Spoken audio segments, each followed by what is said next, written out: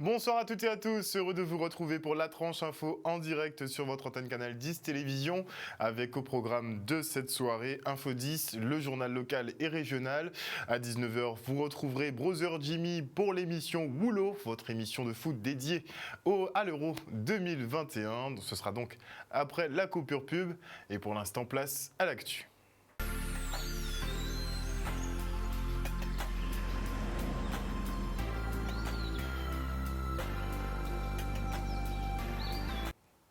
Nous sommes le mercredi 23 juin 2021 et voici les titres de ce journal.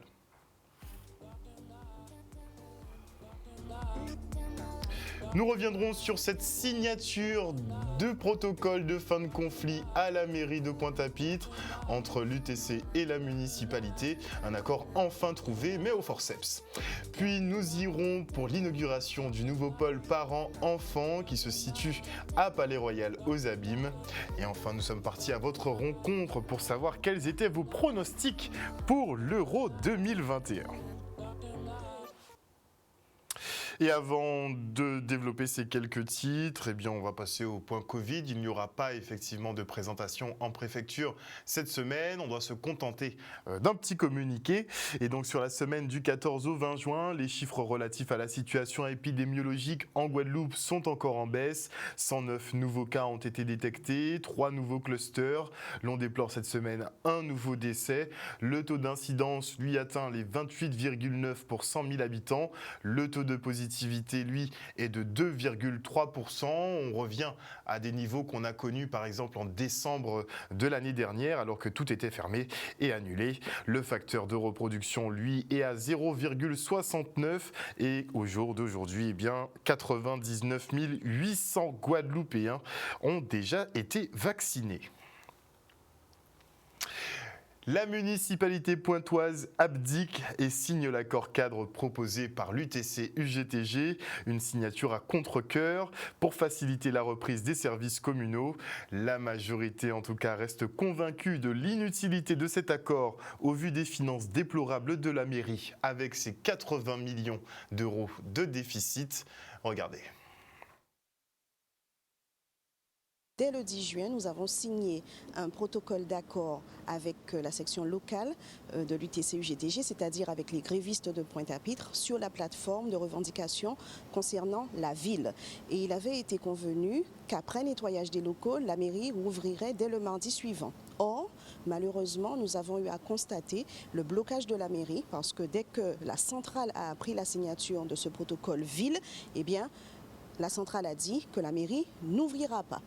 Donc, face à l'agonie de notre ville, face à la détresse de nos administrés, face aussi à la souffrance de notre personnel non gréviste, nous avons tout simplement décidé de jeter l'éponge face à l'UTC-UGTG, face aux méthodes de l'UTC-UGTG.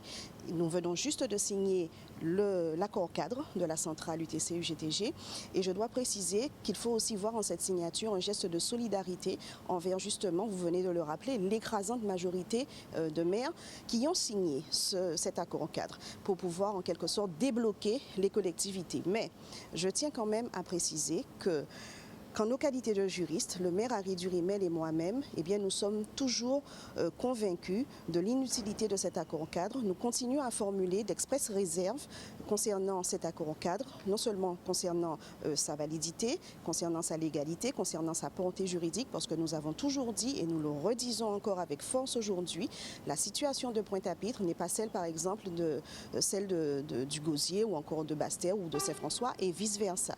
Et puis, nous avons également toujours rappelé, et nous le rappelons encore aujourd'hui avec vigueur, que Pointe-à-Pitre est dans une situation financière catastrophique. C'est la commune la plus endettée de France et de Navarre, 80 millions d'euros de déficit. Donc on ne peut pas faire tout et n'importe quoi. Mais aujourd'hui, nous avons décidé d'en finir, encore une fois, par solidarité avec l'ensemble des maires qui ont signé. Et puis aussi parce que notre ville, il faut qu'elle reparte. Cette situation de blocage n'a que trop duré, mais nous dénonçons les méthodes de l'UTC-UGTG centrale. Un reportage signé Charlie Dagonia et Léo Desilles. Et situé au centre gérontologique de Palais-Royal aux Abîmes, le pôle parents-enfants est enfin opérationnel. L'établissement de santé a accueilli son premier bébé, une sorte de baptême pour les personnels soignants. Le reportage. Comme vous voyez, on a travaillé pas mal lundi et mardi. On a transféré donc les réa néonates et les néonates avec aucun problème à l'issue. Là, on continue donc pas à pas le transfert d'activité, c'est-à-dire qu'on commence à transférer les équipements de la gynécologie et de la pédiatrie. Les patientes de gynécologie seront transférées demain et ceux de la pédiatrie seront transférés vendredi. Là, de ce côté-là, on est un petit peu habitué parce que c'est pas le premier hôpital qu'on déménage. Et c'est vrai que c'est toujours très sympathique de voir un peu le résultat se concrétiser, y compris au niveau des soins. Bébé se porte vraiment très très bien. Donc hier, ma collègue auxiliaire de puériculture l'a récupéré en salle de naissance vers 9h. Et ensuite, à la nurserie, je l'ai prise en charge. Et c'est un bébé dès le départ qui s'est porté vraiment très très bien jusqu'à présent. Ça va, ça me fait fierté aussi parce que c'est moi qui la première maman. Madame est arrivée avec les pompiers dans la nuit du 22. Elle a été prise en charge par les urgences gynéco-obstétricales. Elle a ensuite accouché au petit matin et elle poursuit son séjour ensuite de couche chez nous. C'est le premier bébé qu'on a accueilli, c'est une fierté pour nous. Un transfert qui a quand même suscité le mécontentement des personnels soignants qui travaillent dans ce service. Et le 9 juillet prochain, libération, puisque les discothèques rouvrent au niveau national. Bon, pour le niveau local, vous savez que des fois, on a des petites distinctions, des petites différences. Donc, bon, on attend de voir. En tout cas, un soulagement pour les gérants qui vont reprendre leur activité après un an de fermeture. Une réouverture quand même sous condition, la présentation d'un pass sanitaire ou bien réaliser un test antigénique à l'entrée de ces établissements. On a plus de précisions avec Silvio Grava, secrétaire adjoint du Syndipro, au micro d'Olivier Félix. On espère que ce sera le cas en Guadeloupe et il y a déjà la décision nationale, c'est déjà très important, c'est déjà un gros levier pour nous, pour la Guadeloupe. Donc là, on va essayer d'enchaîner les rendez-vous avec la préfecture pour voir ce qu'il en est pour la Guadeloupe, étant donné que maintenant, ce sont les préfets qui donnent les décisions pour les départements. On sera forcément prêt à mettre en place ce protocole parce que visiblement, ce qui est annoncé sur le national, ce serait une jauge de 75%, le masque qui ne serait pas obligatoire mais conseillé, avec bien évidemment le pass sanitaire. Le gros point va être le problème du pass sanitaire en Guadeloupe et c'est ce qu'il faut qu'on voit avec le préfet, qu'est-ce qu'il décide pour la Guadeloupe parce qu'on sait très bien que le taux de vaccination est très bas et l'idée n'est pas non plus d'aller engorger tous les lieux de tests PCR et d'antigéniques pour des clients qui veulent aller en discothèque. Il y a des situations qui sont plus importantes, donc nous on souhaiterait surtout mettre l'accent sur le test salivaire à l'entrée, donc voir également comment ce dispositif sera mis en place, qui finance, est-ce que c'est uniquement nous, est-ce qu'il y aurait également une participation de l'ARS, voilà, voir vraiment tout le dispositif qu'on pourra mettre en place autour de cela, mais ça reste une grande question au niveau des tests en tout cas. Là aujourd'hui c'est pour ça qu'on souhaiterait vraiment discuter avec le préfet, discuter avec l'ARS, avec les différents établissements de santé, voir les partenariats qui peuvent être mis en place, parce que c'est vrai qu'aujourd'hui on a zéro trésorerie, zéro liquidité, mais voilà, on sera quand même obligé si on souhaite réouvrir de trouver les moyens de financer tout ce protocole. Et à Fitness Park, la clientèle est très heureuse de pouvoir reprendre les activités sportives. Heureuse au point même pour certains de venir tous les jours au cas où les salles refermeraient. C'est incroyable, le reportage. Alors cette reprise s'est très bien passée puisque nos adhérents attendaient la réouverture. Et la préfecture annonçait un déconfinement progressif de date en date. Et donc, quand la date du 19 est tombée, évidemment, on a eu beaucoup de contacts avant l'ouverture. Et puis, le jour de l'ouverture, les salles étaient prises d'assaut par nos adhérents, heureux de revenir nous rencontrer et de pouvoir pratiquer leur sport. Franchement, c'était dur de ne pas pouvoir s'entraîner pendant un peu plus de 3 mois et demi. C'est pas facile. C'est pas facile, surtout que moi, j'ai l'habitude de pratiquer. Ça fait au moins plus de 10 ans que je pratique. Donc voilà, il fallait trouver des alternatives, s'entraîner dehors, mais c'est jamais vraiment pareil. On a d'abord maintenu toutes les normes qu'on avait mis en place dans tous nos clubs, et puis on a développé tout un système protocolaire autour de l'application Tous Anti-Covid. Donc aujourd'hui, quand vous voulez accéder à un club, vous devez télécharger l'application Tous Anti-Covid. Donc on a fait des supports et le QR code pour pouvoir télécharger, et ensuite scanner le QR code pour vous identifier dans ce lieu. Et évidemment, si les gens ne souhaitent pas télécharger l'application, on les met en place un peu comme dans les restaurants, un cahier où les gens inscrivent nom, prénom, téléphone et email pour pouvoir tracer nos clients et ça dans 100% de nos clubs. Je suis là tous les jours. Je suis là tous les jours, comme ça au moins je sais que si jamais il y a un problème, ça referme. Au moins j'ai profité. Et voilà quelques années maintenant, et encore plus depuis la sortie de Black Panther, que la mode africaine a pris d'assaut le monde. Dashiki, pagne, wax sont entrés dans notre vocabulaire, mais aussi dans nos armoires. Une mode africaine synonyme d'élégance et au cœur d'une journée pédagogique au lycée à Port-Louis. Le reste en images.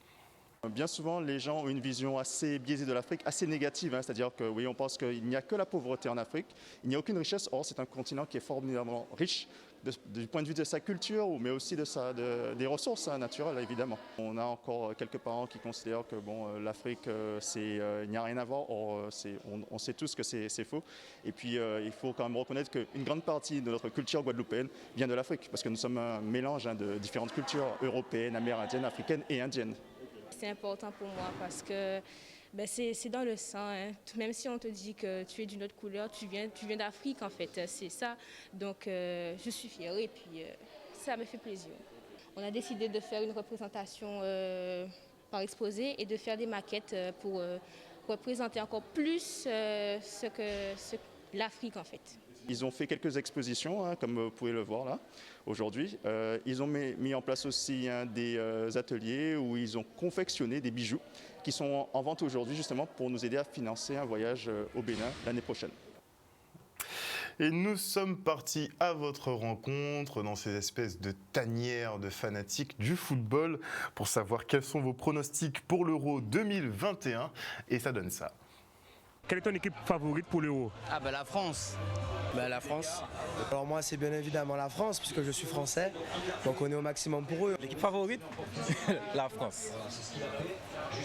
La France bien sûr. Moi je vais être l'Allemagne. On n'a pas le choix, la France, on est supporters. Et quel est votre pronostic pour la finale? La finale. Moi je vois France-Allemagne. Bien sûr la France avec soit la Belgique ou l'Italie. L'Italie je les trouve pas mal aussi. Peut-être l'Allemagne, c'est un peu... Il y a une brochette de 4 équipes à peu près. J'aurais bien dit l'Italie-France ou quelque chose comme ça. Moi je vois quand même Portugal-France. Je pense que l'Angleterre peut arriver en finale. L'Angleterre a quelques arguments, soit l'Angleterre, soit l'Italie. C'est compliqué. Je dirais la France et puis éventuellement j'aimerais bien voir France-Belgique. Il y a beaucoup de bons adversaires, mais je ne sais pas qui sera à la finale avec la France pour le coup. France-Belgique. France-Belgique, but de Benzema. La France, elle est un peu dans ce moment, mais je pense que ce sera la France. Victoire de... La France, ouais, la France. Je ne connais pas le tableau, j'arrive pas à me rappeler. On va dire France-Belgique, 3-2 pour la France, 3e but de Benzema sur une passe décisive de Griezmann. C'est précis. On prend maintenant la direction du vélodrome de Gourdeliane pour une opération de sensibilisation à la sécurité routière avec les pratiquants de BMX. Regardez. Nous avons deux manifestations aujourd'hui. La première, c'est vraiment Bic à Bicyclette, l'association qui a voulu mettre en avant la sécurité routière. Vous savez, le cyclisme, c'est un sport très exigeant, mais aussi c'est un sport à risque, surtout sous la voie publique par rapport aux automobilistes. Les cyclistes restent des usagers vulnérables. C'est pour ça que nous mettons en avant la notion de partage de la route, parce que le réseau routier n'a pas été pensé dans le passé pour qu'il y ait des pistes cyclables. Ça veut dire que les cyclistes puissent évoluer sans que des voitures roulent à proximité. Donc désormais, aujourd'hui, on doit mettre en avant cette notion de partage de la route, de maîtriser son environnement, maîtriser son espace, et que la route, c'est un labyrinthe. Il y a des voitures, des scooters, des motos, des cyclistes, des piétons, des rouleurs, tout le monde, et il faut être prudent. Franchement, ça touche un peu moins. Surtout le vent qui c'est mon venir, il passe à faire en vélo, et puis moi j'ai initiation là, il apprendre à pédaler, et puis il est content, il est partir vers joie, et puis il est remis aussi moi. Et bien il y a l'internet en nous, c'est Team Management FM ou Excelsior, ou il y a aussi CGRG, et il y a trouvé toutes les informations. Nous avons toujours plein de réseaux là pour savoir ce que nous avons fait. Pour ramener le monde, parce que nous avons laissé abandonner le vélodrome là, et nous avons petit à petit qui a rempli, ça fait belle. Et avant de se quitter, petite programmation de la Ligue de basket improvisée. Ils ont quelques petits problèmes en interne en ce moment. Heureusement que les jeunes sont très motivés. Et on salue d'ailleurs la détermination d'Andy Hilaire pour permettre un peu aux jeunes joueurs de s'exprimer sur les terrains. En tout cas, la finale for Guadalajara se déroulera à partir de ce vendredi à 19h à la Pointe Gracchus au Rézé. Vous aurez droit donc aux finales U15 et U17. Et sur les samedis et principalement le dimanche, vous aurez donc les U13. Ce sera à partir de 15h, toujours à la Pointe Gracchus au Rézé. Et c'est un tournoi qui est finalement organisé par les Flyers du Rézé. Ça fera office finalement de play-off de basket puisque ces jeunes ont été privés d'entraînement à la fois en extérieur pour certains mais aussi dans les gymnases puisque les obligations dues au Covid imposaient qu'ils ne puissent pas les fréquenter. En tout cas, je rappelle donc la finale for Guadalajara, ce sera ce vendredi à 19h Pointe Gracchus au Rézé pour les U15, U17 et samedi et dimanche à partir de 15h, toujours à la Pointe Gracchus. Voilà, chers téléspectateurs, nous sommes arrivés au terme de ce journal. Merci pour votre fidélité. N'oubliez pas que sur Canal 10 Télévision, vous faites l'information que nous diffusons à venir sur notre antenne. Juste après la coupure pub, vous retrouverez Brother Jimmy pour votre émission Woulot, le débrief des matchs de l'Euro 2021. Passez une excellente soirée sur Canal 10. Bisous, bisous, à demain.